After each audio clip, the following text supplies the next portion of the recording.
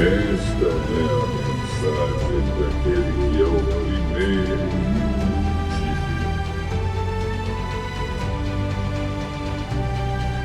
que morreu e tornou a viver.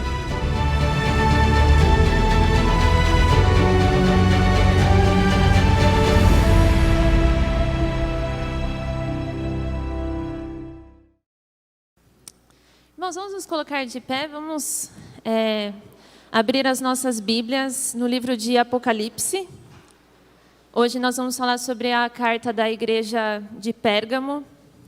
A passagem está em Apocalipse 2, do versículo 12 até o versículo 17. Vamos lá. Apocalipse 2, 12 ao 17, diz assim: Ao anjo da igreja em Pérgamo escreva: Estas coisas diz aquele que tem a espada afiada de 2 gumes. Conheço o lugar onde você mora, que é o lugar onde está o trono de Satanás. Sei que você conserva meu nome e não negou a fé que tem em mim, mesmo no dia de Antipas, minha testemunha, meu fiel, que foi morto na cidade de vocês, aí onde Satanás habita. Tenho, porém, contra vocês algumas coisas. Estão aí em seu meio os que sustentam a doutrina de Balaão, o qual ensinava Balaque a armar ciladas diante dos filhos de Israel, para que comessem coisas sacrificadas aos ídolos e praticassem a prostituição. Além disso, estão também aí em seu meio os que seguem a doutrina dos nicolaítas. Portanto, arrependa-se. Senão, irei até aí sem demora e lutarei contra eles com a espada de minha boca. Quem tem ouvidos, ouça o que o Espírito diz às igrejas. Ao vencedor darei do maná escondido, também lhe darei uma pedrinha branca, e sobre essa pedrinha um novo nome escrito, o qual ninguém conhece, exceto aquele que o recebe. Amém. Vamos orar, irmãos. Senhor, meu Deus e meu Pai, nós te agradecemos pela Tua Bíblia, Pai, pela Tua Palavra, que nos instrui e nos ajuda a vivermos uma vida correta diante dos Teus olhos. Pai, eu te agradeço por essa responsabilidade e peço que não seja eu falando, Deus, mas sim o Seu Espírito Santo, e que o Senhor venha falar aos corações dos que aqui estão, Pai, em nome de Jesus. Amém. Amém.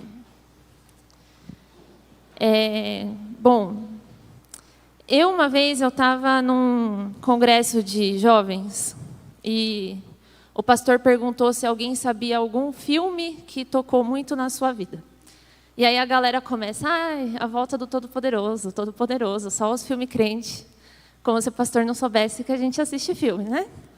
E aí esse pastor, ele falou de vários outros filmes que ajudaram a construir a fé dele, inclusive o Pulp Fiction do Tarantino, que é um filme, né, pesadinho.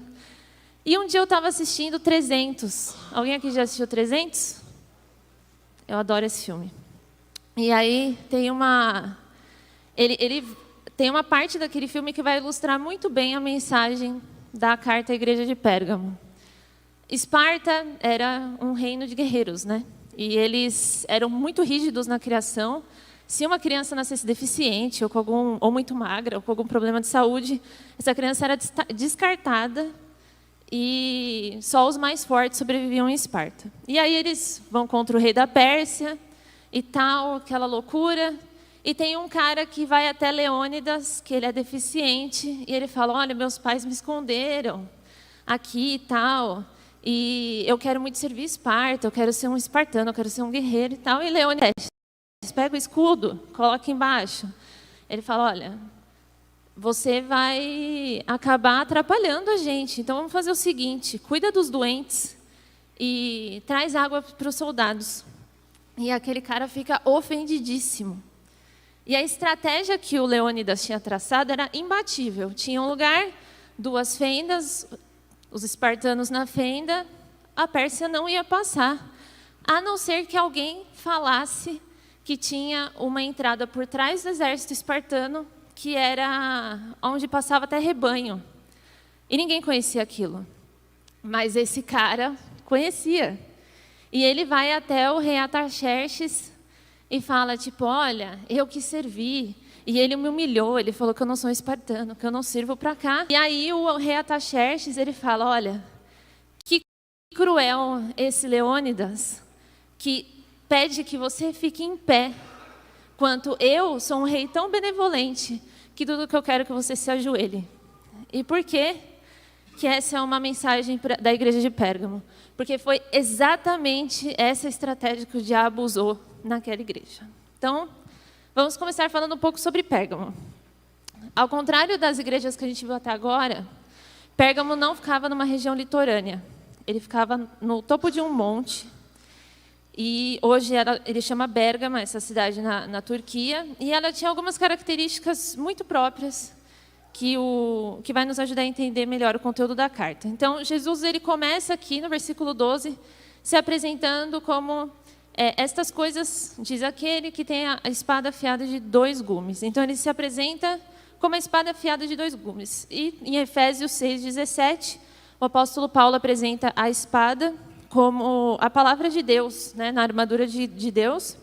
Em Hebreus 4:12, o autor apresenta a palavra de Deus como viva e eficaz e mais cortante do que qualquer espada de 2 gumes e penetra até o ponto de dividir alma e espírito, juntas e medulas, e é apta para julgar os pensamentos e os propósitos do coração.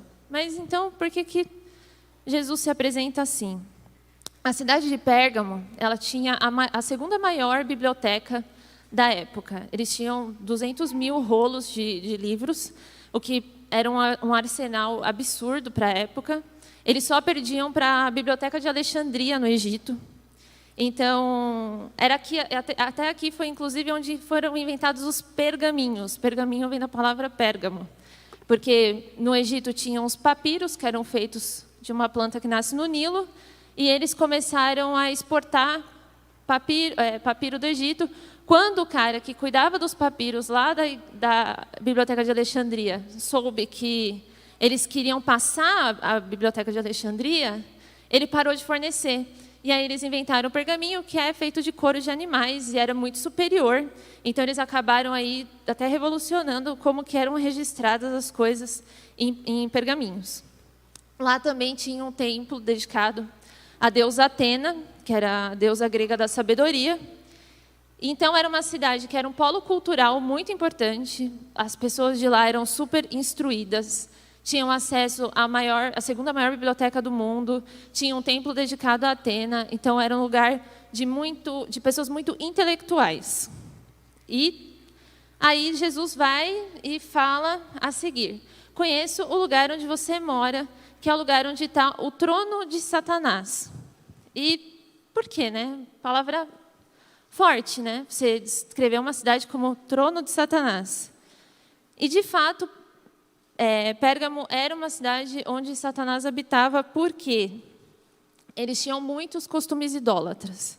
Então, além dessa biblioteca, existia um templo dedicado ao deus Asclépio, que era o deus grego da cura, e eles tinham um spa imenso. Pessoas do mundo todo iam até aquela cidade para se tratar, para relaxar, para fazer uma autoindulgência, autocuidado.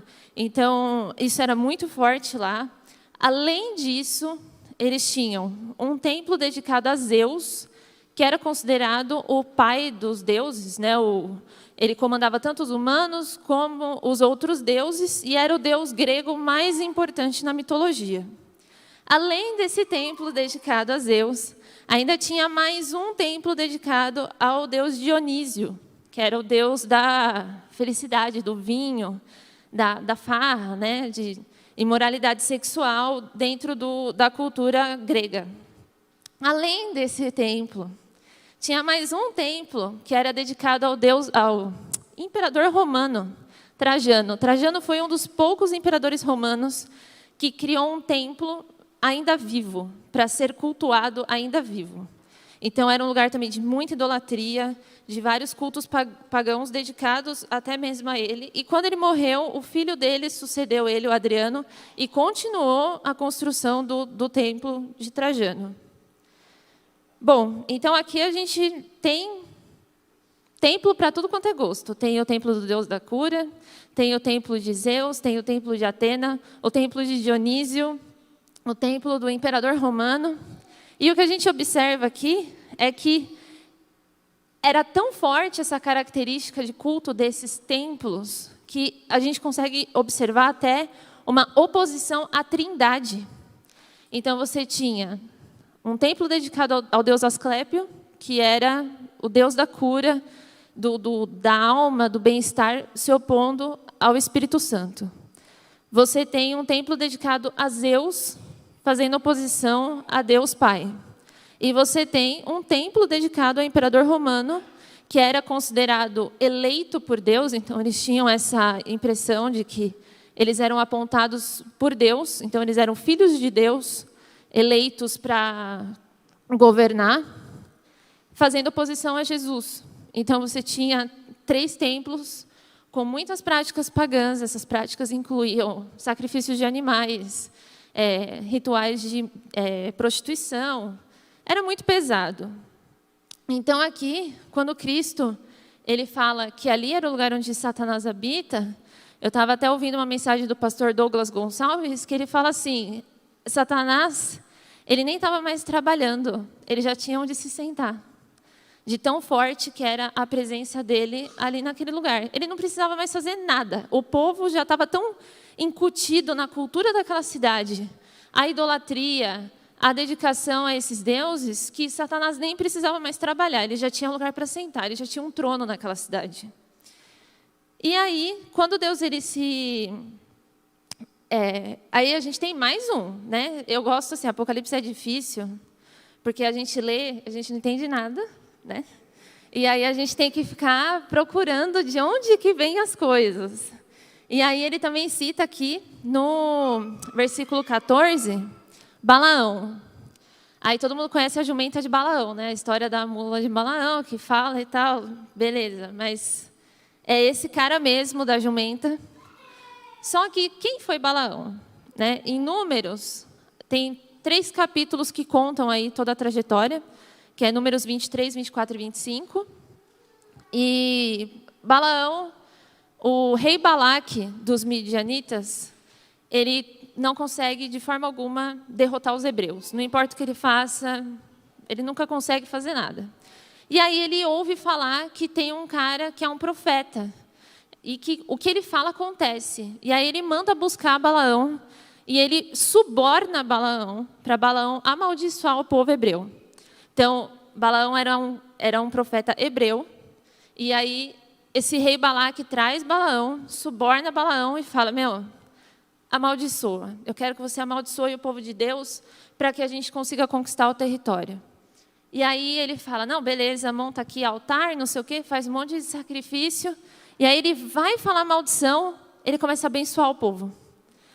Ele começa a abençoar o povo de Deus. E aí Balaque fica muito bravo, ele fala, te trouxe até aqui, te paguei, e você fica abençoando esse povo. É para você amaldiçoar esse povo. E aí ele fala, não, vamos tentar de novo. Então eu vou me afastar, vou para outro lugar e vou tentar de novo. Ele tenta de novo, e ele abre a boca e ele abençoa o povo. Balaque fala de novo, cara, não é isso que eu te pedi. É para você amaldiçoar o povo. Aí ele fala, olha, não está dando certo, eu vou tentar de outro jeito. Ele tenta de outro jeito e, de novo, ele vai amaldiçoar o povo e sai bênção da boca dele. E aí Balaque desiste, vai cada um para cada canto. E beleza, só que quando você começa a ler Números 25, começa a contar que os hebreus começaram a se misturar com os midianitas. Então, Deus tinha sido muito claro, o povo hebreu não vai casar fora do povo hebreu. Tinha regra até de tribo com tribo. Tribo casa com a própria tribo, não é para ficar casando entre tribos, muito menos com alguém de fora, porque vocês foram chamados para ser um povo separado. E aí, em Números 25, a gente vê que os homens começaram a se casar com as mulheres medianitas, começaram a comer coisas sacrificadas para Baal, e começam a adorar Baal. Deus traz uma maldição sobre o povo, 24.000 homens morrem nisso, e aí continua a vida. Aí você fala, bom, beleza, não entendi então o que Balaão tem a ver com a história, se ele só abençoou. Em Números 31, quando eles finalmente derrotam os midianitas, eles trazem as mulheres vivas para o acampamento. E aí Moisés fala, eu falei para não trazer ninguém, porque essas mulheres foram instruídas por Balaão para armarem ciladas contra o povo. Então, quando Balaão começou a perceber que da boca dele só saía a bênção, a instrução dele, que a gente vê em Números 25, era que o povo de Israel começasse a se contaminar com os midianitas. Então ele falou, ó, você quer trazer maldição, você quer que Deus se volte contra o povo dele? Só tem um jeito, eles têm que se contaminar. Enquanto eles forem um povo santo e separado, eu não tenho como amaldiçoar. Então, começa aí, pega umas mulheres, instrui elas para seduzir os homens. Os homens começaram a ir para o acampamento dos midianitas, começaram a adorar Baal, e 24 mil homens morreram por causa disso. E aí a gente tem mais uma galera que a gente não conhece aqui, que são os nicolaítas. Os nicolaítas, não existe um consenso de quem eles eram, os teólogos eles divergem entre si, mas todos eles concordam que é uma seita que nasceu dentro da igreja. Então, na época da igreja primitiva, tinha um cara chamado Nicolau de Antioquia, que ele pregava a seguinte coisa: corpo e espírito não estão relacionados. O nosso corpo não é templo do Espírito Santo. Logo, o que a gente faz no corpo não reflete na nossa salvação. Então, vamos pecar, porque quanto mais a gente pecar, maior é a graça de Deus nas nossas vidas. E aí, a igreja, os cristãos, começaram a praticar a poligamia, a prostituição, começaram a se envolver com várias coisas que não condiziam com a Bíblia, porque essa doutrina falava que quanto mais você pecasse, melhor. Imagina, quanto mais você pecar, maior é a graça de Deus na sua vida. E aí, a gente sabe que isso não procede, né? Amém? Então, beleza. E aí, qual é a mensagem de Jesus para a igreja de Pérgamo, né? Quando a gente lê essas cartas, a gente precisa sempre trazer o que ele quis dizer, né? Qual foi a instrução. Então, aqui, no versículo 13, tem só duas igrejas que não são repreendidas por Jesus, que é a igreja de Esmirna, que a gente viu domingo passado, e a igreja de Filadélfia, que a gente ainda vai ver. Das 7 cartas, essas duas igrejas foram as únicas que não foram repreendidas. Então, Jesus sempre começa, ele se apresenta, ele fala que ele conhece a igreja, o contexto que ela está, ele tem alguma coisa contra, ele reconhece alguma qualidade, né? Parece quem aqui estuda RH, é o feedback perfeito, né? Então, tipo, ele se apresenta, ele reconhece uma qualidade, ele traz uma repreensão e ele traz um chamado ao arrependimento. É sempre assim, é sempre essa sequência. No versículo 13, Jesus ele reconhece que essa igreja foi fiel. Então ele fala aqui, conheço o lugar onde você mora, que é o lugar onde está o trono de Satanás. Sei que você conserva o meu nome, não negou a fé que tem em mim, mesmo no dia de Antipas, minha testemunha, meu fiel, que foi morto na cidade de vocês, onde Satanás habita. Antipas era o pastor dessa igreja, e ele foi morto pela perseguição religiosa. Então, existia muita perseguição em Pérgamo. Essa era uma igreja que sofria muita pressão para eles adotarem as práticas pagãs. Então, pelo paganismo do local, eles eram muito pressionados, eles sofreram perseguição, eles morreram por amor ao Evangelho. Então, para quem olha de fora, é uma igreja firme, é uma igreja forte. Eles não negaram a Cristo, eles mantiveram a fé, o pastor deles foi morto, eles continuaram em frente não negando a fé deles. Perfeito. Mas no versículo 14, a gente tem uma mudança. Jesus ele não está mais falando com aquela igreja sobre as pressões externas do paganismo. Ele está confrontando um problema de adoração. Então, a mensagem principal para a igreja de Pérgamo é: quem ocupa o seu altar? No seu coração, quem que está dentro do seu coração? Quem é o alvo da sua adoração?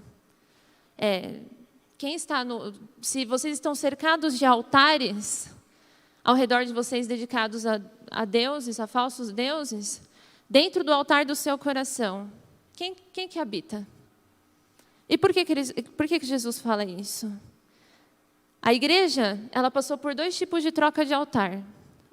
eles trocaram Deus por outros deuses e eles se colocaram acima de Deus. Esses são os 2 pontos que Jesus traz para essa igreja. Primeiro, vocês colocaram outros deuses no meu lugar. E o segundo, vocês se colocaram acima de mim. Então, aqui é o que a gente já viu. Balaão sabia que a única forma de que Deus se voltasse contra o seu povo era se eles passassem a cultuar outros deuses. E ele fez isso através da contaminação. Então, ele usou como isca mulheres, a prostituição, a imoralidade sexual. E começou a minar o povo de Deus. Os hebreus, eles caíram no pecado. E o ponto-chave aqui é que Balaão, ele providenciou para o povo hebreu uma troca de altar.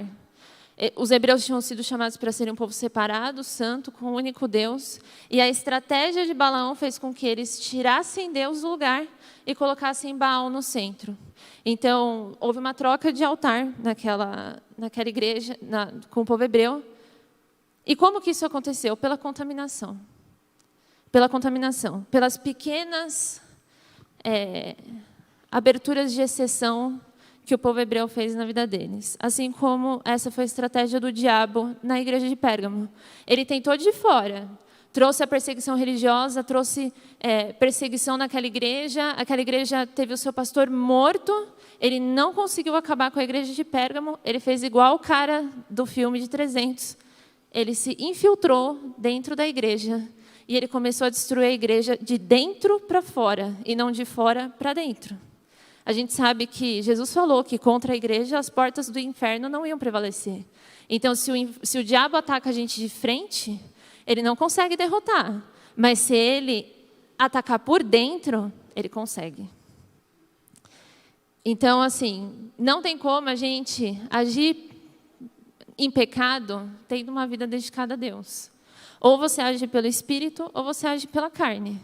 Ou você se separa das coisas do mundo, ou você se deixa contaminar pelo mundo. E aí o diabo ele começa a agir dentro da sua vida, de dentro para fora. E aqui, os nicolaítas também acreditavam que era tudo uma grande farra, que não tinha problema, que imagina, o meu corpo é o meu corpo. Eu não preciso me santificar, porque o meu corpo e o meu espírito não têm correlação. Eu posso ter um relacionamento com Deus e praticar a poligamia. Eu posso ter um relacionamento com Deus e praticar a imoralidade sexual. Eu não preciso ser santo, eu não preciso ser separado. E, nesse caso, os nicolaítas, eles se colocavam acima de Deus. Eles não tinham sido salvos para serem separados e viver uma vida de serviço. Eles tinham sido salvos para que Deus os servissem com a sua eterna graça. Então, era uma desculpa, eles pegaram a Bíblia, distorceram a palavra de Deus para viver a vida do jeito que eles achavam melhor. E eles ainda pegaram essa mensagem e colocaram Deus como seu serviçal. Então, imagina, Deus, ele tem que me abençoar. Alguém já ouviu isso? Deus tem que me abençoar. Deus tem que me perdoar. Imagina, Deus tem que fazer tudo por mim. Então, eles não eram salvos para viver uma vida de santidade. Eles eram salvos para que Deus servisse eles com uma graça eterna, que recompensava eles pelo pecado. Então, quanto mais eles pecassem, melhor. Era isso que tinha na cabeça deles. E eu me pergunto, quantas vezes a gente não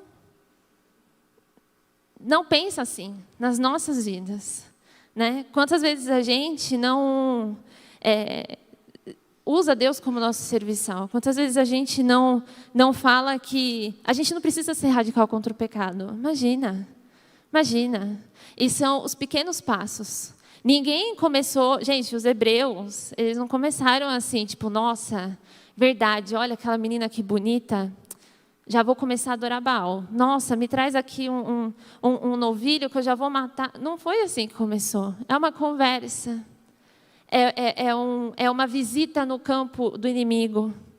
É uma olhada. São pequenos passos. É sutil. E foi assim que o diabo se infiltrou na igreja de Pérgamo. Um passinho de cada vez. O diabo ele nunca vai chegar na sua vida já escancarando a porta. Ninguém vira um alcoólatra porque um dia chegou em casa e falou: eu vou comprar 1 litro de 51 e eu vou tomar ele inteiro. E aí a pessoa vira um alcoólatra. É todo dia uma cerveja. Ah, não tem problema. Ah, mas eu só tomo uma. Ah, mas é uma só. Aí começa, mas uma só, olha, nem fico bêbado, acho que eu aguento 2. E toma 2. Olha, não, mas hoje eu estou feliz, poxa, hoje o Corinthians ganhou, hoje o São Paulo ganhou, hoje o Santos ganhou, quem me dera, hoje o Santos ganhou. Imagina, gente, meu time é uma decepção, eu creio, Deus. E aí, eu perdi meu emprego, alguém nasceu, alguém morreu, fui promovido. E é uma cerveja, é uma bebida, aí começa a tomar uma bebida mais forte, aí é uma bebida mais forte todo dia. E aí quando você vê, você é um alcoólatra. São pequenos passos. O pecado entra na nossa vida de mansinho. Ele não entra fazendo alarde, ele entra devagarinho. E aqui, essa é a estratégia, gente, que tem sido usada contra a nossa igreja todos os dias, contra a igreja de Cristo todos os dias. Todos os lugares que você olha, tem alguém defendendo que, imagina, gente, não pega nada, não tem problema nenhum. E tem um teólogo que eu gosto muito, que é o Dietrich Bonhoeffer. Ele era um pastor na igreja alemã durante o nazismo, e ele escreveu um livro que chama Discipulado. E ele fala assim: a graça barata é a pregação do perdão sem arrependimento do pecador. É batismo sem disciplina eclesiástica. O que é disciplina eclesiástica? Orar, ler a Bíblia, jejuar. É comunhão sem confissão de pecados. É a absolvição sem confissão pessoal. A graça barata é a graça sem discipulado. É a graça sem cruz. É a graça sem Jesus vivo e encarnado. E aí ele fala sobre o que é a graça de verdade, que é a graça preciosa. E aí ele vai discorrer em uma série de características. Mas a frase que eu mais gosto que ele fala é: a graça é preciosa sobretudo porque foi preciosa para Deus. Porque ele custou a vida de seu filho. E, portanto, não pode ser barato para nós o que custou muito caro para Deus. E aí a gente sempre ouve pregações que falam sobre uma graça incondicional. Eu creio, irmãos, que Deus perdoa qualquer pecado. Se existe arrependimento no seu coração e mudança de vida, não existe nenhum pecado que você tenha cometido que Deus não possa te salvar, que a graça de Deus não te livre. Não existe. Mas a graça, ela não é uma perna só. A graça, ela tem 2 pernas. Que o apóstolo Paulo fala aqui em Tito 11:12. Pois a graça de Deus foi revelada e a todos traz salvação. Ô glória! Somos instruídos a abandonar o estilo de vida ímpio e os prazeres pecaminosos. Nesse mundo perverso, devemos viver com sabedoria, justiça e devoção. Essa é a outra perna da graça. A graça não anda com uma perna só. Nós somos chamados para viver uma vida de sabedoria, justiça e devoção. Devoção a Deus. Em 1 João 2, 15 e 17, o apóstolo João fala assim: não amem o mundo, nem as coisas que ele oferece. Pois quando amam o mundo, o amor do Pai não está em vocês. Porque o mundo oferece apenas. E aqui eu quero que vocês foquem na palavra apenas. Apenas. O desejo intenso pelo prazer físico, o desejo intenso por tudo que vemos e o orgulho das nossas realizações e bens. A gente olha, às vezes, a vida cristã como uma vida que restringe. Mas o mundo, ele só te oferece essas 3 coisas. O que restringe é a vida de pecado. A vida que Deus tem para nós é uma vida de abundância, é uma vida de salvação. Isso não provém do Pai, mas do mundo. E esse mundo passa. E com ele tudo o que as pessoas tanto desejam. Mas quem faz o que agrada a Deus, vive para sempre. A Nova Almeida Atualizada fala: os desejos da carne, os desejos dos olhos e a soberba da vida. A NVI fala: a cobiça da carne, a cobiça dos olhos e a ostentação dos bens. Olha o Instagram aí. A gente cobiça uma vida que nós não queremos, uma vida que nós não somos chamados a ter.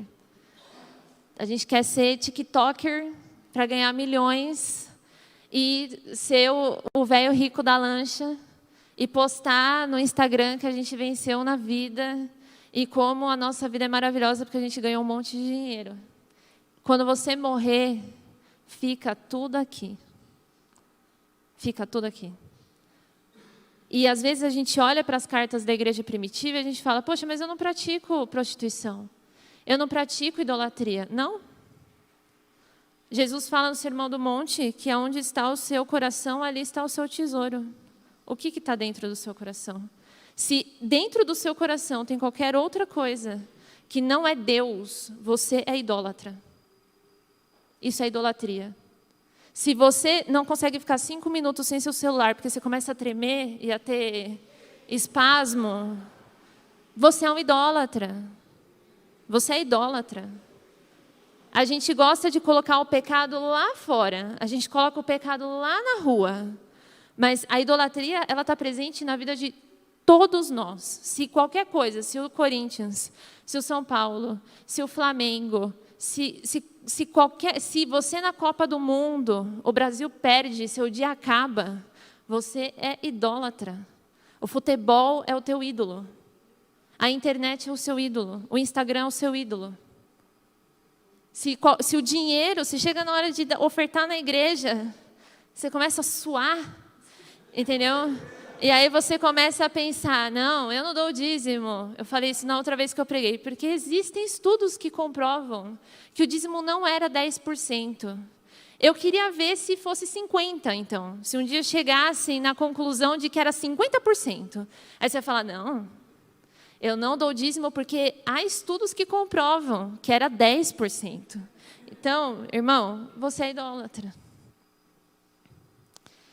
E o mais difícil não é resistir às pressões externas. O mais difícil não é alguém chegar para você e perguntar: você acredita em Deus? E você falar: sim.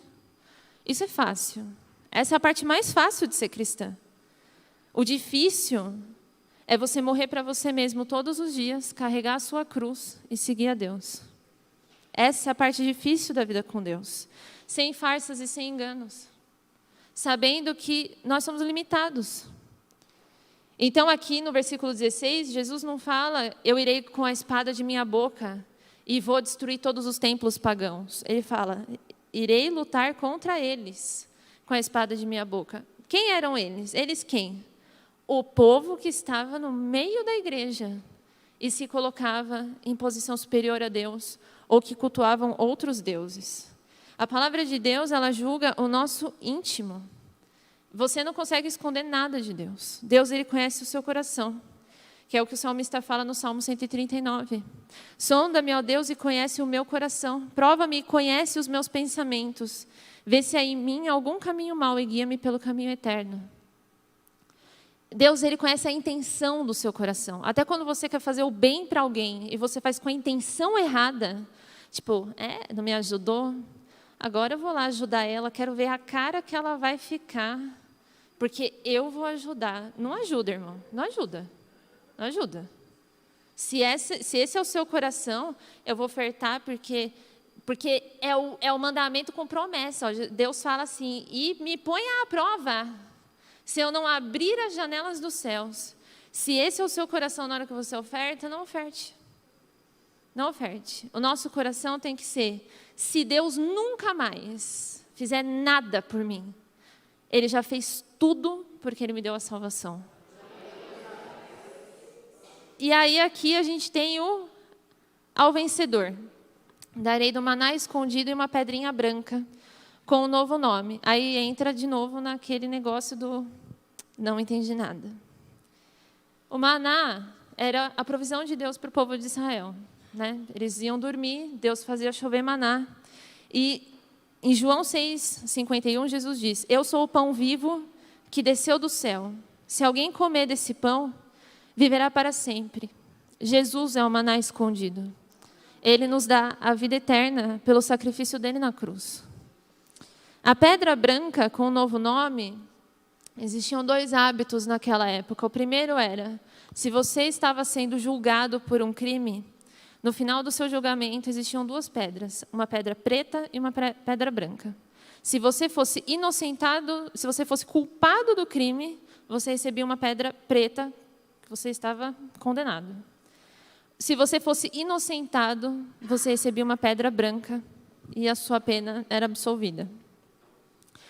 E o segundo costume é sobre a hospitalidade. Eu não sabia disso, mas se você ficasse hospedado na casa de alguém, no final da sua hospedagem, o dono da casa quebrava uma pedra branca e cada um ficava com uma metade.